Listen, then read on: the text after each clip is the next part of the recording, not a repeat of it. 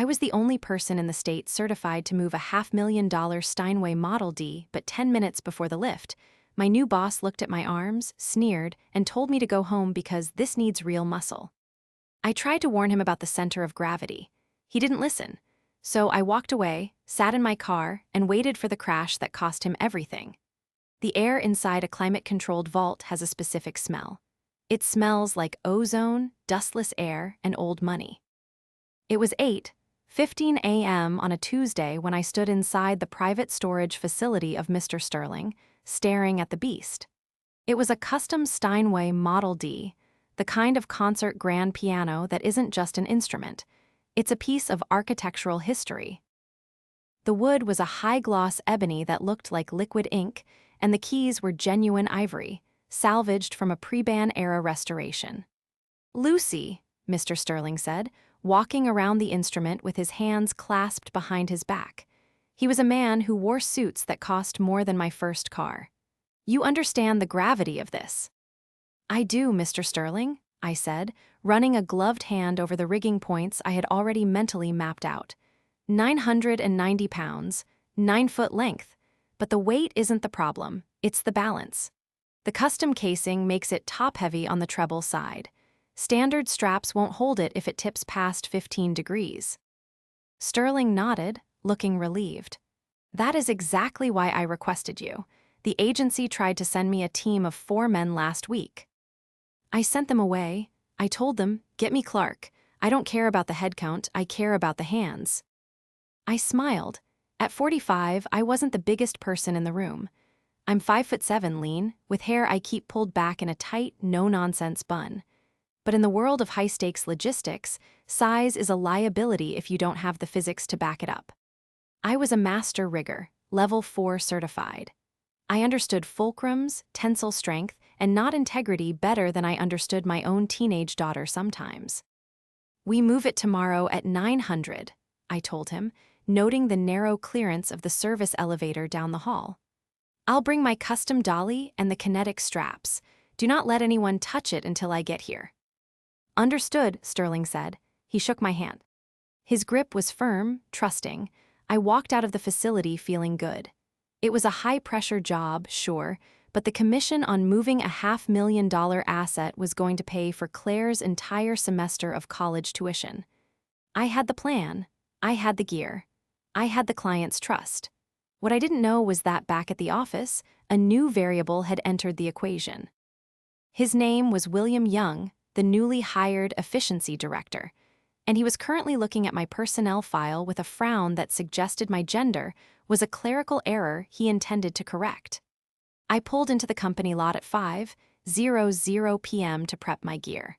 I saw a new truck in the bay, a massive, gleaming thing with the company logo plastered on the side. Standing next to it was William. He was young, maybe 30, wearing a suit that was too tight and shoes that had never seen a construction site.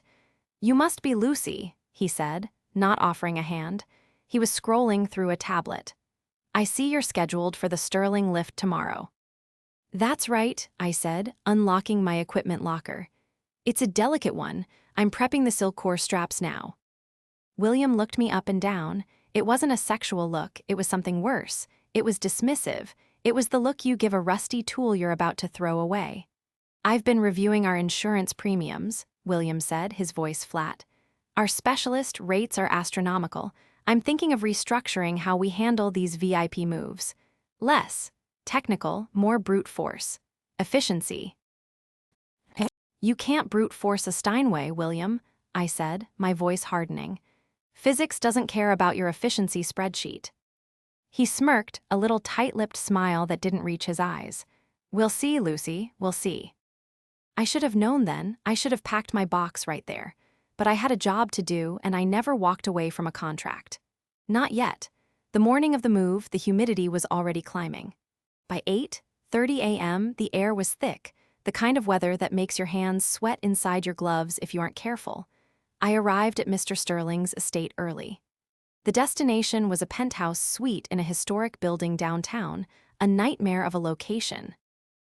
Narrow stairwells, a tiny freight elevator, and a marble foyer that would crack if you looked at it wrong. I had my rig truck parked and was organizing the kinetic straps when a black SUV pulled up. William Young stepped out. He wasn't alone. Climbing out of the passenger side and the back seat were two men I didn't recognize. One of them, a guy who looked like he spent his entire life doing bicep curls in front of a mirror, was wearing a company shirt that was 2 sizes too small. "William," I said, stepping forward, "who are these guys?" "This is Kevin," William said, gesturing to the muscle-bound giant. "And that's Mike. They're handling the heavy lifting today." I froze. "Excuse me, this is a 2-point precision pivot. It's not a deadlift." Kevin looks strong, but does he know how to feather a brake on a dolly while descending a 40-degree incline? Kevin flexed, literally flexed, crossing his arms. "I can lift 400 pounds, lady. I think I can handle a piano." "It's not about lifting," I snapped. "It's about control." William stepped between us, holding up a hand. "Lucy, let's be realistic. Look at the optics. Mr. Sterling is paying a premium. He expects robustness. When he sees you, a middle-aged woman, standing next to a $500,000 instrument, he gets nervous. When he sees Kevin, he sees security." "He asked for me," I said, my voice rising. "He asked for Clark. I am the only one with the level 4 rigging certification. Does Kevin have his rigging ticket?" William waved his hand dismissively. "Kevin is strong. That's what matters. Efficiency, Lucy. I don't need you slowing this down with your protractors and your physics. I need this done fast." He checked his watch. "In fact, I'm making a command decision. You're off the lift." The world seemed to stop for a second. The sounds of the city traffic faded into a dull buzz. "You're firing me from the job I secured." "I'm reassigning you," William corrected, though his eyes gleamed with malice. "To the truck. You can drive the lead vehicle.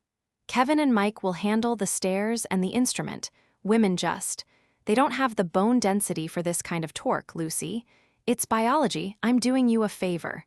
I don't want you to break a hip." Kevin snickered. I looked at William. I looked at the building, knowing exactly how tricky that second-floor landing was. The staircase curved.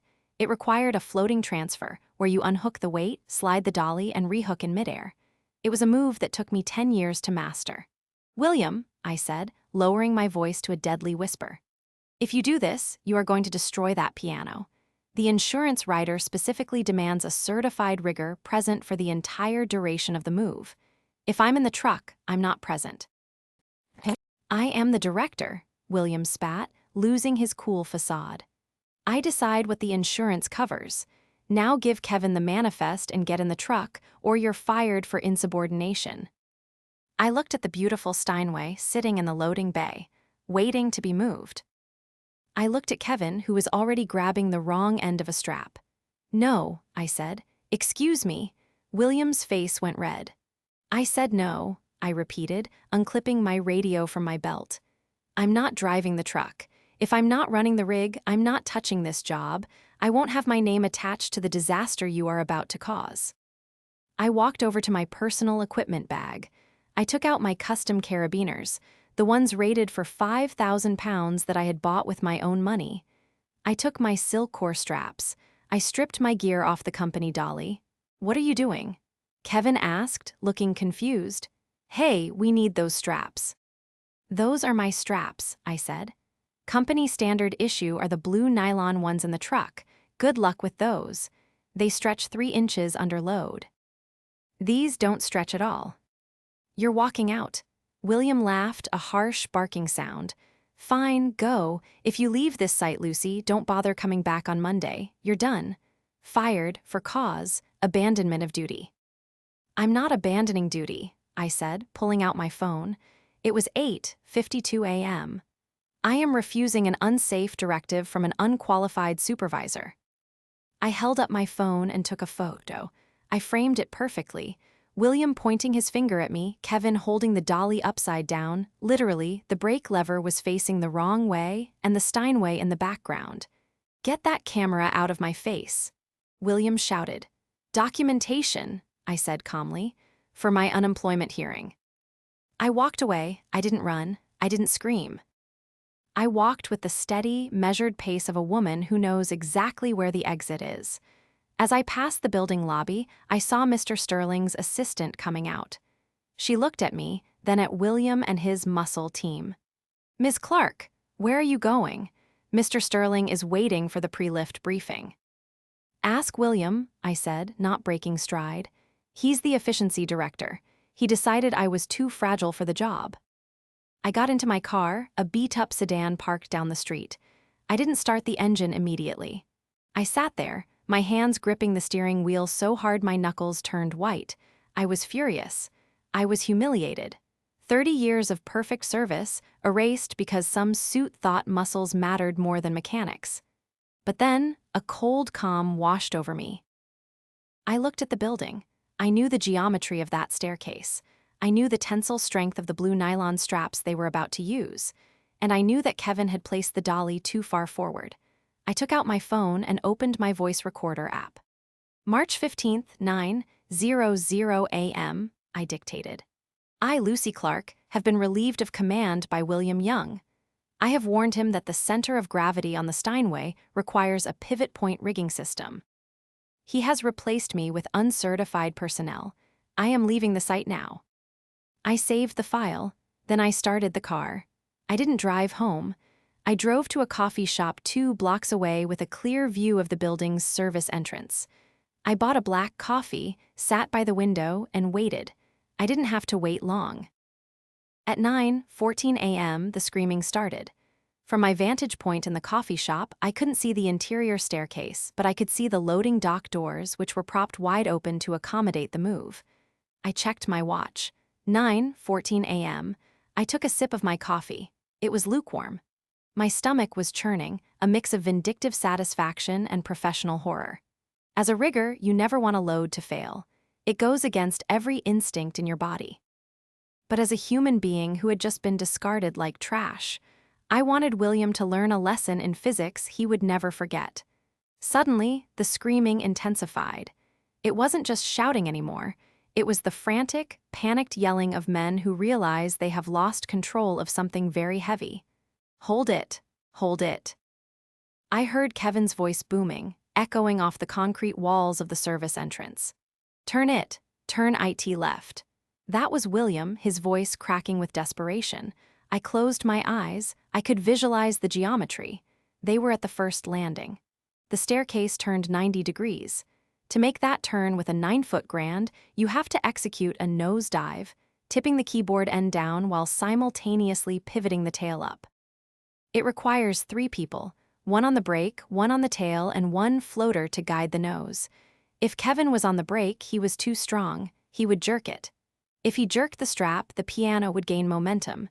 And once 990 pounds starts moving downhill, you don't stop it with muscles. You stop it with friction. Crack. The sound was sickening. It wasn't a dull thud. It was the sharp, explosive sound of wood splintering under extreme torsion, like a gunshot but deeper. Then came the rumble, a chaotic, tumbling noise that shook the very air. Boom, boom, crash, the ground vibrated. I felt it through the soles of my boots. Car alarms on the street started blaring. People on the sidewalk stopped and stared at the open loading dock. Then, silence. Total, absolute silence. I took another sip of coffee. A moment later, William stumbled out onto the loading dock. He looked pale, almost green. He was clutching his phone, his hands shaking so violently he nearly dropped it. Behind him, Kevin appeared, his face white as a sheet, holding a piece of jagged black wood, a fragment of the piano's lid. They stood there in the morning sun, staring at the debris that must have been piled at the bottom of the stairs. The efficiency plan had just delivered a very inefficient result. I pulled out my phone and snapped one more picture through the cafe window. William, Kevin, and the piece of the Steinway. Timestamp, 9:16 a.m. I finished my coffee, stood up, and walked out. I didn't go back to the site. I went home to call Adrian. My phone didn't ring for 3 hours. When it finally did, it wasn't William. It was HR. "Lucy," the voice of Karen, the HR director, was tight and clipped. "We need you to come in immediately for an exit interview." "Exit interview?" I asked, putting my phone on speaker as I sat at my kitchen table. "I haven't resigned, Karen." "You abandoned the job site," she said, reading from a script. Mr. Young has filed a formal report stating that your negligence and refusal to follow direct orders led to a catastrophic equipment failure. You are being terminated for gross misconduct. I almost laughed. Negligence? I wasn't even there. I was fired before the lift started. Mr. Young's report says you rigged the load improperly and then walked off, leaving his team to deal with an unstable situation. Karen continued, her voice devoid of sympathy. He states you used faulty straps. My blood ran cold. He was pinning it on me. Of course he was. He was the director. I was just the difficult older woman who couldn't handle the heavy lifting. Karen, I said, my voice steady. Did he mention he confiscated my personal gear, or that I left with my own equipment before the move began? The report is comprehensive, she said. Please come in to sign the paperwork. If you don't, we will mail it. Don't bother, I said. I'll be in touch. I hung up. My daughter, Claire, walked into the kitchen. She's 19, studying digital forensics at the local university, and she's sharper than a tack. She saw my face and knew instantly. Mom, what happened? William Young happened, I said, recounting the events. He dropped the Steinway, and now he's saying I rigged it wrong before I left. Claire's eyes widened. The $500,001, Mom, that's career-ending. It's worse than that, I said, pacing the room. If they pin this on me, I'm liable. My certification will be revoked. I'll be sued for the damages. I could lose the house. He's lying, Claire said fiercely. We can prove it. It's his word against mine, I said. And he has Kevin and Mike to back him up. They'll say whatever he tells them to save their own skins. I stopped pacing. I looked at the old, framed photo on the wall, me, 20 years ago, shaking hands with a man in a trench coat on a construction site. I need to make a call, I said. I dialed a number I hadn't used in 5 years. Adrian Scott Investigations, a gruff voice answered. Adrian, I said. It's Lucy Clark. There was a pause, then a warmth entered his voice. Lucy, the woman who saved my life from a falling I-beam, to what do I owe the pleasure? Please tell me you're not calling to collect on that favor, because I'm currently retired and enjoying it. I need you to come out of retirement for one job, I said. I'm in trouble, Adrian, big trouble. I explained the situation, the Steinway, William, the crash, and the scapegoating. He's claiming you rigged it. Adrian asked, his tone shifting from friendly to professional. Yes, he says I set it up wrong and walked away. And you have photos. I have a photo of me leaving with my gear, and I have a voice memo time-stamped immediately after I left. That's good, Adrian mused. But it's not a smoking gun. We need to prove negligence on his part. We need to prove he violated the contract. The insurance writer, I said.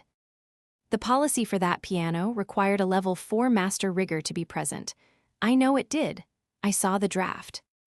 If he fired you before the move, Adrian said slowly, then he voided the policy. If the policy is void, the insurance won't pay a dime. And if the insurance doesn't pay, then the company is on the hook for $500,000, I finished. And William knows it. That's why he's blaming me. If it's my negligence, the company's general liability might cover it. But if it's his gross negligence for violating the rider, they're exposed. Exactly, Adrian said. We need to find that rider. And we need to find out exactly what William told the insurance company after the crash. How do we do that? I asked. Leave that to me, Adrian said. I still have friends in claims adjustment. But Lucy, you need to play along. Let them fire you. Let them think you're scared. Don't sign anything, but don't fight back yet. We need them to commit to the lie. Commit to the lie. Let them file the official insurance claim blaming you, Adrian said darkly. Once they submit a fraudulent claim with your name on it, it becomes a federal crime. Then, we don't just win your job back. We own them. I took a deep breath. Okay, I can do that. Good, Adrian said. Meet me tomorrow at the coffee shop across from your office. Wear a wire. I'm going to teach you how to conduct a sting. Adrian met me at the coffee shop at 8:00 a.m. sharp. He hadn't changed much, still wore the same rumpled trench coat, still carried himself with the wary stillness of a man who expects the ceiling to fall in at any moment. "You look terrible," he said, sliding a small, black device across the table. "Thanks," I said, eyeing the recorder. "I haven't slept. I keep replaying the crash in my head." "Good," Adrian said. "Use that. Look tired. Look defeated. It makes people sloppy." He leaned in. "Here's the plan. You go into that exit interview. You act confused. You act scared. Ask them to clarify the timeline. Specifically, ask them what time the accident happened according to their report. Then, get them to state on record that you were the one who rigged it." "Why the timeline?" "Because," Adrian smiled, a slow, predatory expression. I pulled the traffic camera footage from the intersection outside the building. At 9:16 a.m., when the crash happened, you were sitting right here in this window.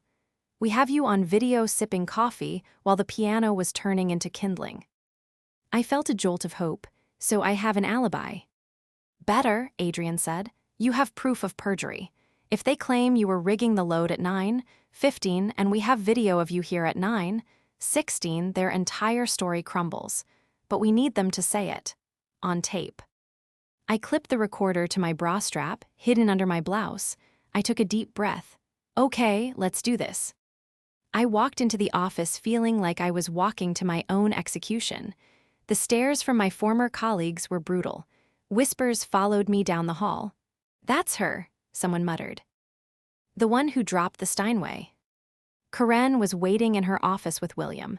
He looked smug, relaxed, like a man who had already won. "Lucy," William said, gesturing to a chair. "Please sit. This is just a formality to process your termination." I sat down, making sure my posture was slumped, defeated. I don't understand, William. How could this happen?" "Negligence, Lucy," William said smoothly, sliding a document across the desk. "You used the wrong straps. You set the friction brake too loose. When the boys tried to move it, the load shifted. It was catastrophic." "But I wasn't there," I whispered. "You set it up," William countered, his voice hard. "You rigged it at 9:00 a.m. The accident occurred at 9:10 a.m., moments after you left the building to take a break, as you claimed." "9:10, I asked, feigning confusion. "Are you sure?" "The incident report is very clear," Karen interjected, tapping a paper. 9:10 a.m., the team confirms it." "And the straps?" I asked. "You said I used my own straps." "Yes," William lied without blinking. "Your unauthorized personal equipment failed under the load. That's why we have company standards, Lucy."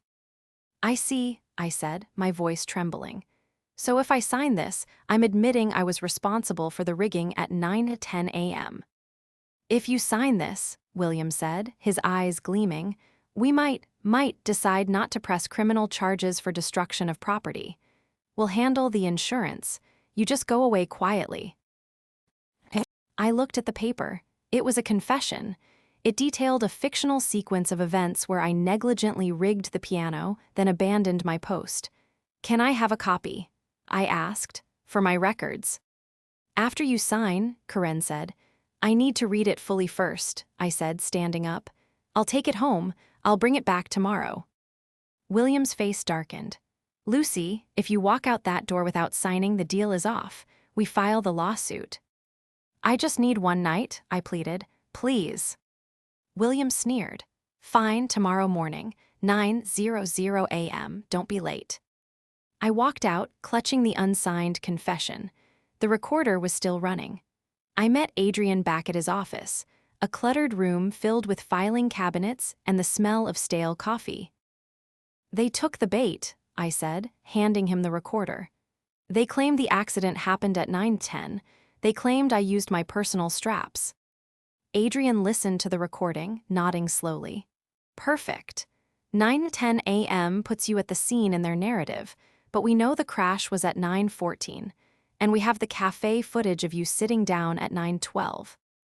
"But the straps," I said. "He said my personal straps failed, but I have my straps in the trunk of my car. They're pristine. They've never touched a load that heavy." "Even better," Adrian said. If the straps failed, they would be snapped or stretched. We need to find the actual straps they used. They're probably in a dumpster somewhere, I said. Or, Adrian said, eyes twinkling, they're still on the truck. William is arrogant, but he's not thorough. He thinks he's covered. He won't have disposed of the evidence yet because he thinks he controls the narrative. That night, I did something I hadn't done since I was a teenager sneaking out. I drove to the company lot at 2:00 a.m. I had a spare key to the yard gate, something I'd kept for emergencies for 10 years. I slipped inside. The new truck was parked in the back. I used my master key to open the cab. I checked the glove box. Nothing. I checked the storage bins. Nothing. Then I checked the trash bin in the back of the truck bed. Buried under empty soda cans and fast food wrappers was a tangled mess of blue nylon. I pulled it out.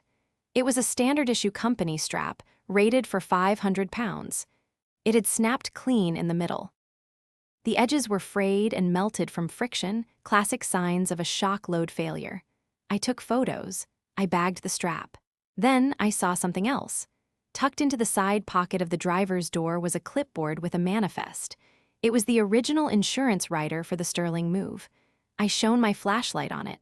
Clause 4A, specialized equipment.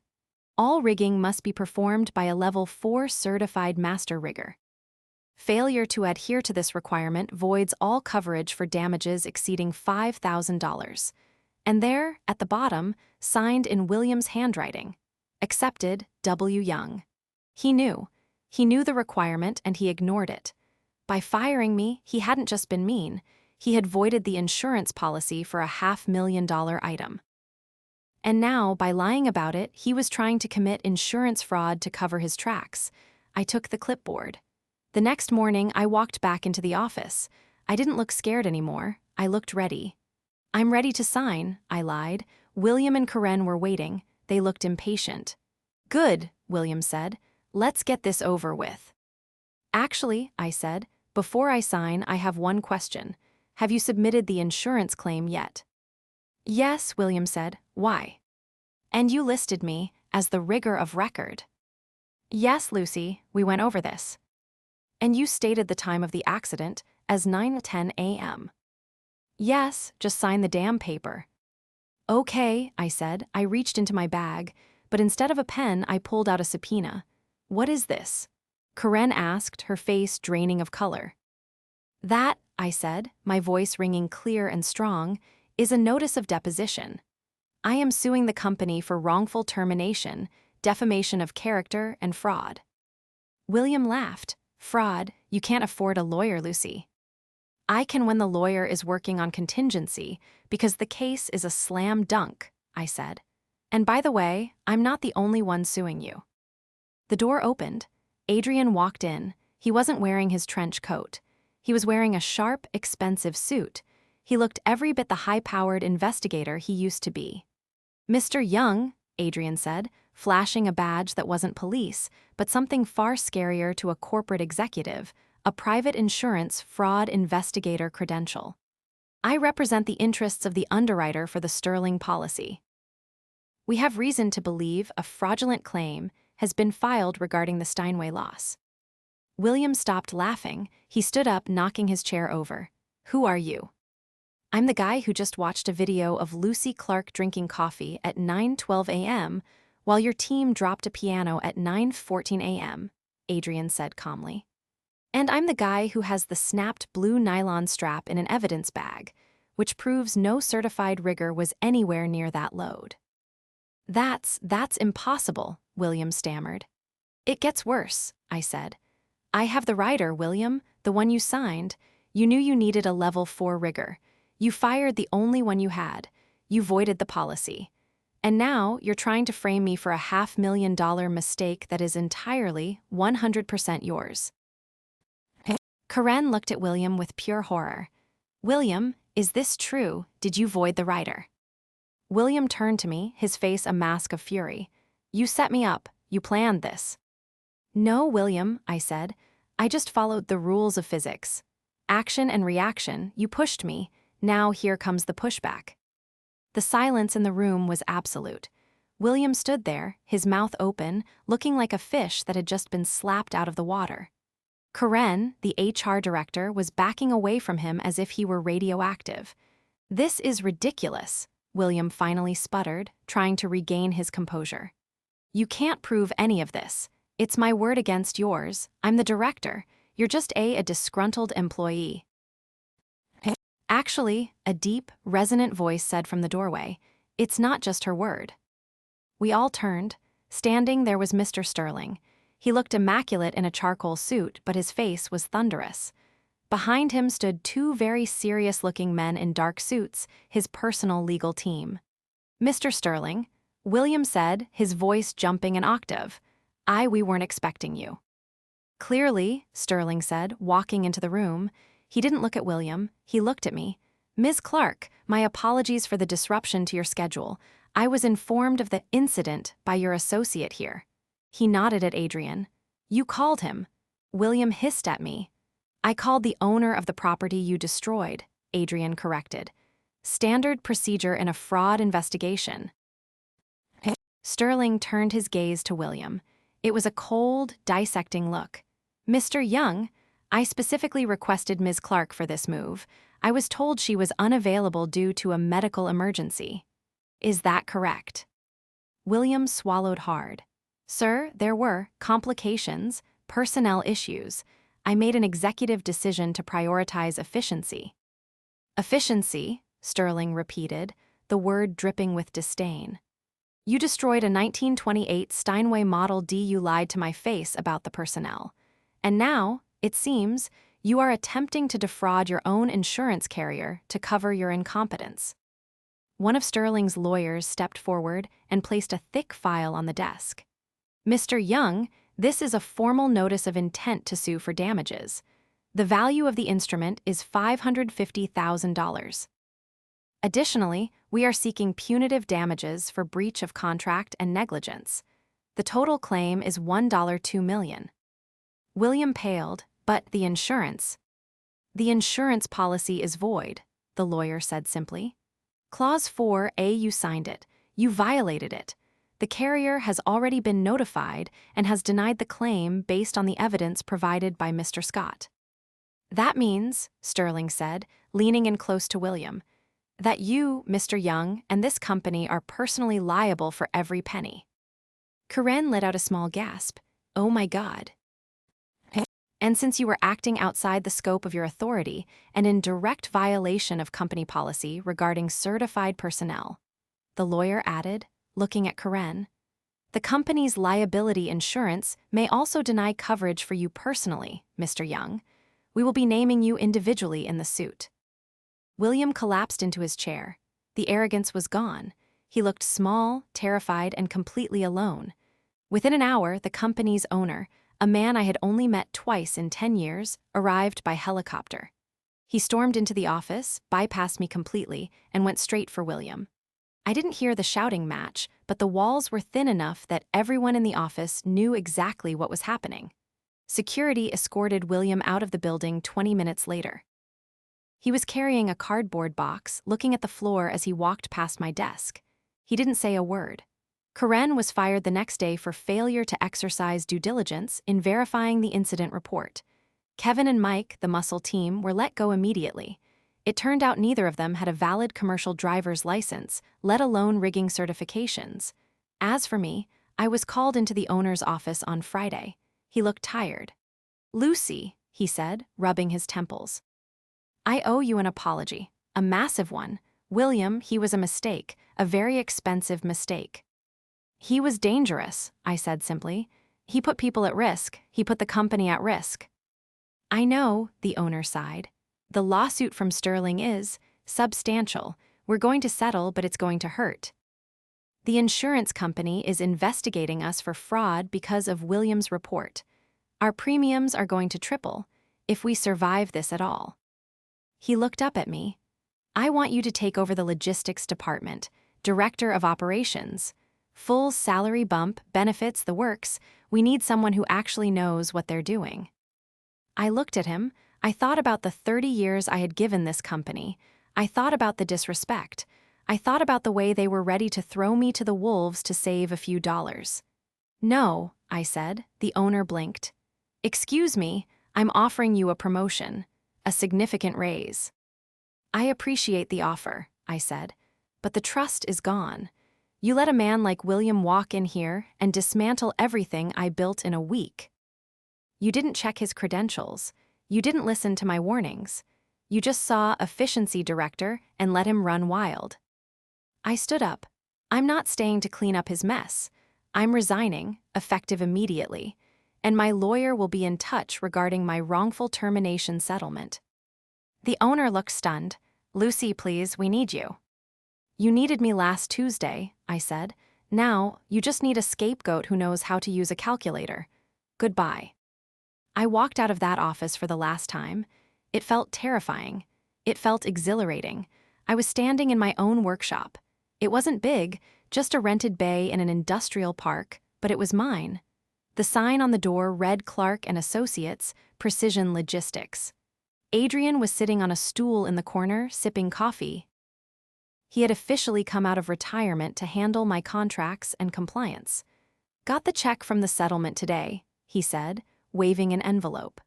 "It's enough to cover Claire's tuition for the next 4 years and buy that new hydraulic gantry you've been eyeing."